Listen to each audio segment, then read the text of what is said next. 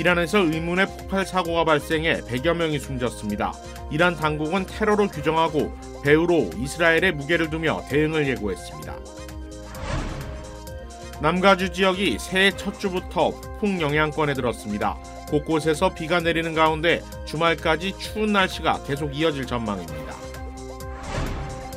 연방정부 지원과 세제 혜택이 새해부터 시행되면서 전국적으로 소셜 시큐리티, 사회보장연금이 늘어났습니다.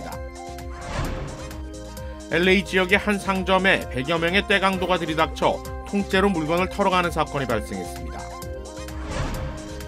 공항에서 승객을 실은 여객기 엔진에서 30대 남성이 숨진 채 발견됐습니다.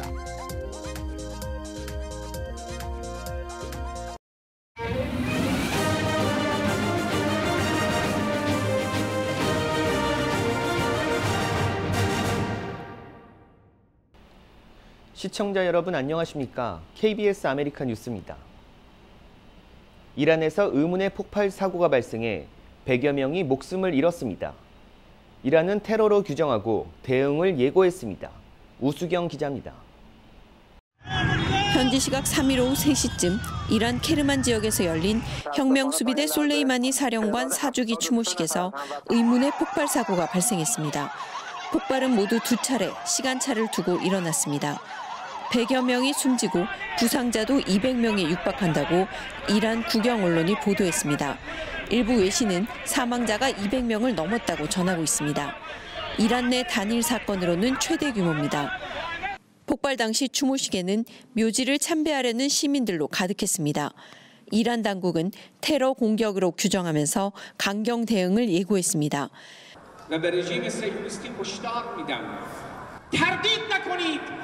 در این جنایت و جنایت‌هایی که مرتکب شدید هزینه‌ای خواهید داد که سخت پشیمان کننده خواهد بود. 실제 이란은 솔레이마니가 피살됐을 때도 미국이 배후라고 지목하며 이라크 내 미군 기지를 공격했습니다. 공교롭게도 하루 전인 현지 시각 2일에는 레바논 수도 베이루트 외곽에서도 이스라엘이 배후로 지목된 드론 공습이 있었습니다. 6명이 숨졌는데 하마스 고위 인사들이 대거 포함됐습니다. 이란의 지원을 받는 레바논 무장 세력 헤즈볼라는 이에 대한 보복을 예고했습니다. إذا فكر العدو أن يشن حربا على لبنان حينئذ سيكون قتالنا بلا سقوف بلا حدود بلا قواعد بلا ضوابط وهو يعلم ماذا أعني. 이 두 사건과 관련해 이스라엘은 배후임을 시인하지도 그렇다고 부인하지도 않고 있습니다. 하지만 이란은 배후로 이스라엘에 무게를 두면서 대응을 예고하고 있어 가자지구 전쟁이 중동 곳곳으로 확전될 가능성이 커지고 있습니다. 두바이에서 KBS 뉴스 우수경입니다. 이란 폭발 사고에 미국이 바로 입장을 냈는데요. 미국은 폭발과 관련이 없다고 밝혔습니다. 이어서 이정민 기자가 보도합니다. 미국 국무부는 이란에서 일어난 폭발 사고에 대해 긴밀하게 보고받고 있다면서도 독립적인 정보를 가지고 있지는 않다고 밝혔습니다. 폭발의 원인을 밝히기에도 아직 너무 이르다고 했습니다. 그러면서도 폭발의 원인과 미국이 관련 있을 거란 의혹에 대해선 명확히 선을 그었습니다. I do want to address some of the irresponsible claims that I have seen circulate and say that, number one, the United States was not involved in any way. 4년 전 미국의 드론 폭격으로 숨진 솔레이마니 사령관의 추모식을 전후해 뭔가 일어날 거라는 징후도 사전에 인지하지 못했다고 덧붙였습니다. We certainly had no indications that there would be some sort of violence surrounding the anniversary of his death. 이란이 배후로 염두에 두고 있는 이스라엘 역시 연루돼 있다고 믿을 만한 이유가 없다고 강조했습니다. 그러면서 이 지역 내에서 갈등이 고조되는 건 누구에게도 이익이 되지 않는다고 거듭 밝혔습니다. 석 달째 접어든 이스라엘 하마스 전쟁의 확전 방지에 주력하고 있는 미국이 조심스럽게 사태의 추이를 지켜보는 모양새입니다.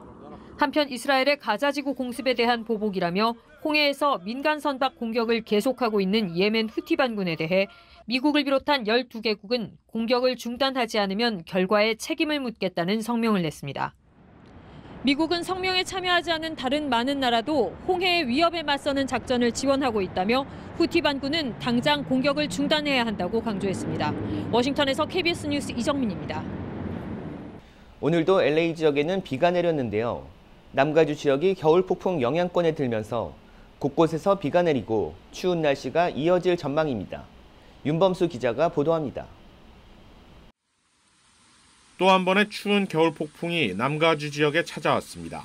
국립기상청은 어제부터 LA와 오렌지 카운티 전역이 한랭전선 영향권에 들어갔으며 오늘 오전부터 곳곳에 비가 내릴 것으로 예보했습니다.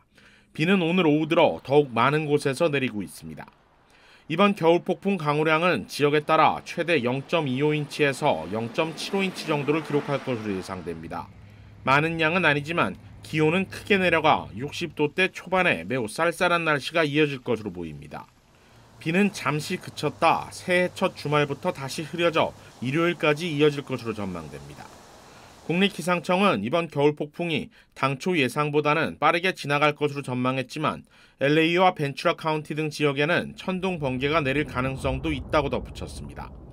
한편 산강 고지대에는 해발 4,000피트 이하 최대 1인치, 5,000피트 이상 지역에 최대 5인치의 눈이 내릴 것으로 예보됐으며 최대 시속 35마일에 이르는 강한 바람과 함께 눈보라가 휘몰아칠 것으로 예상됩니다. 기상청은 현재 샌 게브리얼 산간 지역과 5번 프리웨이 북쪽 엔텔로프 밸리 지역에 내일 오전까지 겨울 폭풍주의보를 발령한 상태입니다. KBS 뉴스 윤범수입니다. 이번 주 LA 카운티 지역이 겨울 폭풍 영향권에 들면서 LA 지역 모든 해변 바닷물에는 들어가지 말 것이 경고되고 있습니다. 오늘 LA 카운티 공공보건국은 비에 따른 수질오염이 우려되는 만큼 야외에서 물과 접촉하지 말 것을 당부하는 주의보를 발령했습니다. 이 주의보는 오는 6일 토요일 아침 7시까지 유효하며 추후 상황에 따라 더 연장될 수 있다고 덧붙였습니다.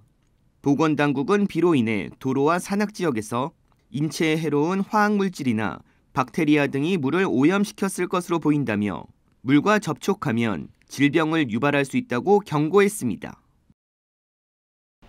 연방정부의 각종 지원과 세제 혜택이 새해를 맞아 적용됩니다.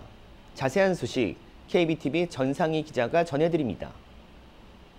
물가 상승률을 반영해 매년 1월 1일부터 조정하고 있는 사회보장연금과 메디케어를 합산하면 두 복지 프로그램을 동시에 이용할 경우 한 달에 $40씩 더 받게 됐습니다. 사회보장연금은 새해 1월부터 3.2% 올라 월 $50를 더 받게 됐지만 메디케어 파트 B의 월 보험료가 월 $9.80 인상됐습니다.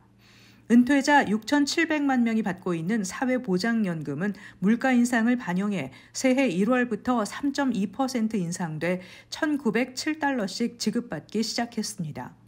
은퇴 연령에 도달한 노년층 부부가 동시에 사회보장연금을 받을 경우 근 $100 오른 $3,033를 받게 됐습니다. 은퇴 연령에 도달했지만 배우자를 잃은 독신인 경우 생존연금으로 $1,773를 받고 있습니다. 대신 메디케어 파트 B의 프리미엄, 즉 월 보험료는 지난해 $164.90에서 새해에는 $174.70로 $9.80 올랐습니다. 따라서 연소득 개인 10만 3천 달러, 부부 20만 6천 달러 이하의 메디케어 이용자들은 올해 월 $174.70씩 매달 내게 됩니다. 메디케어 파트 B의 월 보험료는 사회보장연금을 받는 경우 이를 자동 제외하고 지급받고 있습니다. 사회보장연금은 미국인 5명당 1명꼴로 받고 있습니다. 은퇴자와 배우자 등 부양가족 4,700만 명 이상이 연금을 받고 있으며 장애 근로자와 부양가족 1,000만 명, 사망 근로자와 배우자 등 생존가족 600만 명이 연금을 받고 있습니다.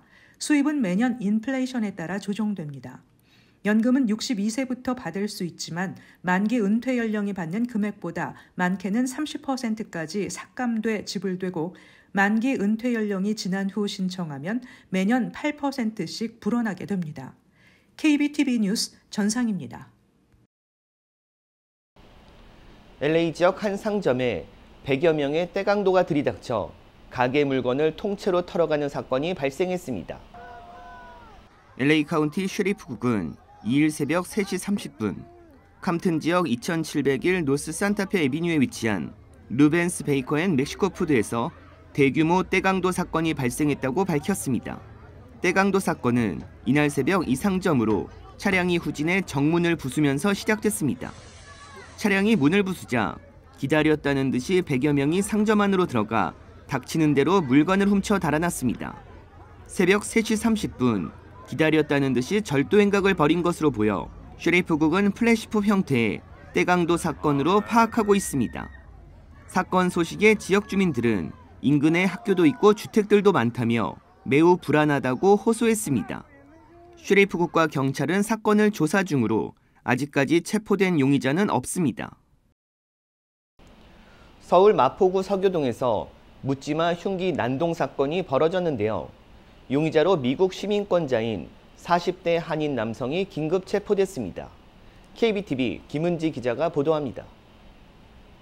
현지 시각으로 지난 1일 오후 7시 20분경 서울 마포구 서교동의 한 주택가 골목길에서 흰 모자를 쓴 남성이 술을 마시고 있습니다. 대뜸 길바닥에 드러눕더니 다시 일어서 모자를 벗어던지고 어디론가 향합니다. 몇 분 뒤 남성은 본인이 묵던 숙소 쪽으로 돌아오고 뒤이어 구급차와 경찰차가 출동했습니다. 용의자는 미국 시민권자인 40대 한인 남성으로 일면식도 없는 20대 남성에게 흉기를 휘둘러 다치게 한 혐의를 받고 있습니다. 용의자는 골목에 주차해 있던 차량에 접근해 노크를 한 뒤 피해자가 문을 열고 나오자 흉기로 복부를 찔렀고 이를 피해자가 손으로 막다가 크게 다친 것으로 알려졌습니다. 피해자는 곧장 병원으로 옮겨졌고 다행히 생명에 지장은 없는 것으로 파악됐습니다.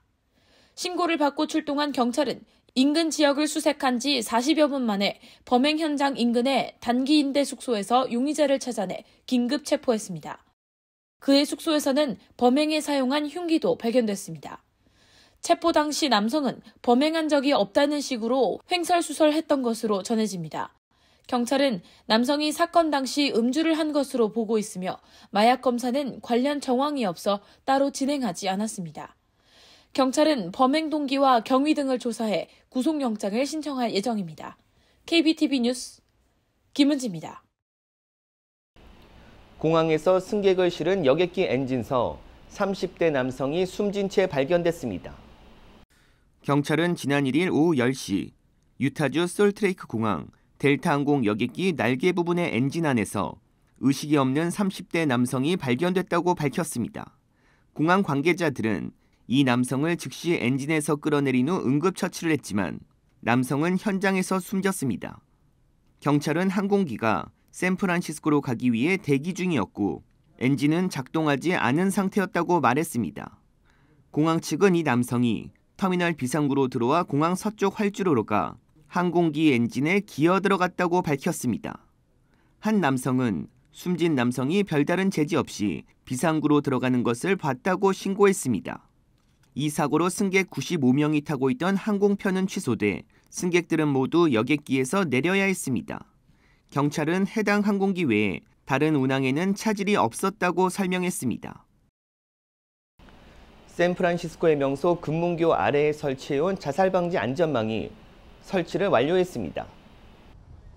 붉은 철골 구조로 건설된 금문교는 샌프란시스코를 상징하는 대표적인 관광 명소로 자리 잡고 있습니다. 그러나 1937년 개통 이후 2,000건 이상의 극단적 선택 사고가 발생했습니다. 그래서 이른바 투신달이라는 오명도 갖고 있는데요.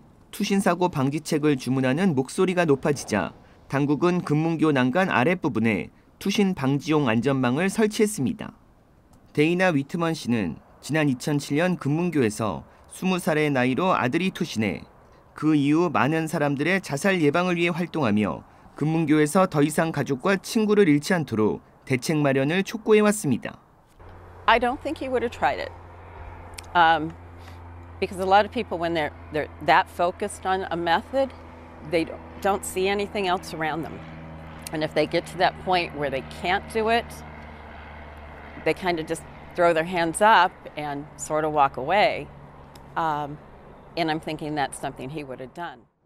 투신 방지용 안전망은 2018년부터 금문교 난간 6m 아래에 설치하기 시작했는데 공사 기간이 늘어나면서 7,600만 달러의 예산은 2억 1,700만 달러로 늘어났습니다. 안전망은 단단한 스테인리스 스틸로 제작됐는데 뛰어내린 사람에게 고통스러운 부상을 입혀 다시는 투신을 시도하지 못하게 하고 투신을 생각하는 사람에게도 강력한 경고의 메시지를 전달하기 위한 것이라고 당국은 설명했습니다. It's pretty sad and terrible when people take their lives jumping off the bridge.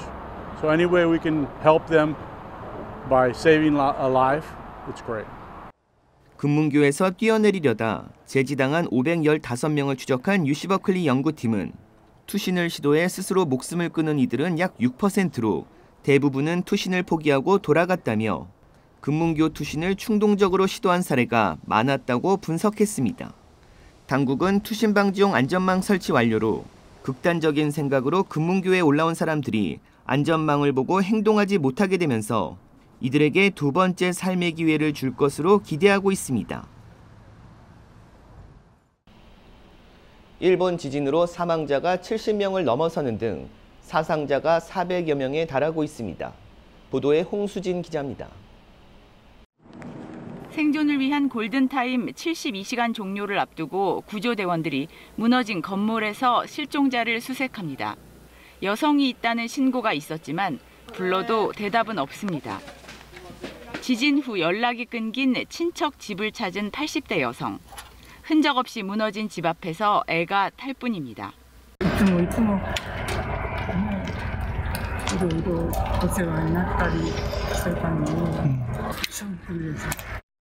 노토반도 강진으로 지금까지 사망자가 70명을 넘었고 부상자도 370여 명에 달합니다.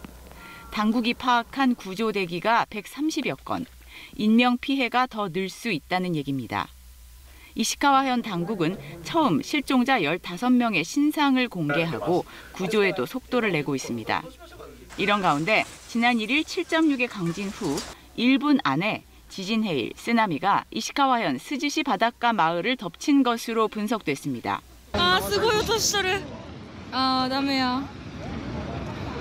바닷가 마을을 집어삼킬 듯 다가오는 쓰나미는 동일본 대지진 때의 악몽을 떠올리게 합니다.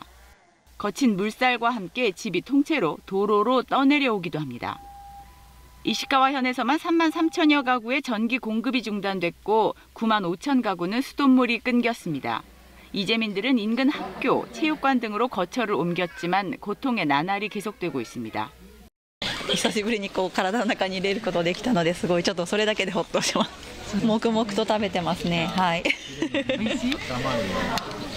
지금까지 500차례 넘는 여진이 이어졌고 지진 피해 지역에는 오늘까지 최대 50mm의 비까지 예보돼 있습니다. KBS 뉴스 홍수진입니다. 일본 강진으로 피해 지역은 지도를 다시 그려야 할 정도로 쑥대밭이 됐습니다. 임세읍 기자가 보도합니다. 평화로워 보이는 이시카와현 스즈시의 위성 사진입니다. 한순간의 강진은 바닷가 마을 지도를 바꿔버렸습니다. 가장 많은 피해자를 낸 와지마시의 지진 전 모습입니다. 오래된 주택이 빽빽하던 동네는 하룻밤 화재에 잿더미가 됐습니다. 지진 해일에 부두 위로 떠밀린 고깃배, 뒤집혀 밑바닥을 드러낸 배들도 잿빛으로 변한 마을과 함께 위성 사진에 담겼습니다. 진앙지 노토반도에서 100km 정도 떨어진 마을도 강진 피해를 비켜가진 못했습니다. 위태롭게 버티는 이 건물은 고등학교입니다. 地面が崩れて建物の支柱、校舎の支柱がむき出しになっています。 경사면 주택은 몰려든 흙더미에 1층부터 주저앉았습니다. 외부와 노토반도를 잇는 국도는 산산조각난 상태로 복구할 엄두조차 못 내고 있습니다. 일본 니혼게이자이 신문은 이번 지진의 흔들림 정도가 2011년 동일본 대지진 때와 견줄 정도였다고 분석했습니다. 일본 국토지리원은 노토반도 끝에 중앙부가 서쪽으로 1.3m 이동하는 지각 변동이 일어난 것으로 관측했습니다. KBS 뉴스 임세웅입니다. 연방준비제도 위원들은 지난달 열린 FOMC 회의에서 기준금리가 고점이거나 고점 부근이라는 견해를 공유했던 것으로 나타났습니다. 위원들은 2024년 중 금리 인하가 이루어지는 게 적절하다고 판단하면서도 경제의 불확실성이 매우 높은 상황인 만큼 추가 금리 인상도 정책 선택지에서 내려놓지 않았습니다. 지난 12월 회의 직후 제롬 파월 연준 의장은 기자회견에서 긴축 정책의 수준을 언제 되돌리는 게 적절하겠냐는 내용이 회의에서도 논의된 바 있다고 말한 바 있습니다. 올해 제약사들이 약값을 줄줄이 인상할 전망입니다. 정부가 약값을 낮추려 했지만 제약사들은 손실이 크다는 이유로 인상안을 내놓고 있습니다. KBTV 정지원 기자가 보도합니다. 헬스케어 리서치 회사 3엑시스 어드바이저에 따르면 화이자, 사노피, 다케다 등 대표 제약사들은 미국 내 500개 이상 약품 가격을 일제히 올릴 계획인 것으로 알려졌습니다.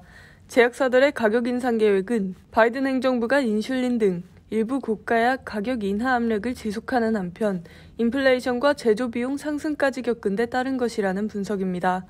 정부의 압박으로 약값을 낮춰야 했던 제약사들이 이로 인해 입은 손실을 메우기 위한 대책으로 풀이되고 있습니다. 제약사들은 물가 상승률을 고려한 인상 결정으로 신약 개발을 이어가기 위해서라도 필요한 조치라고 전했습니다.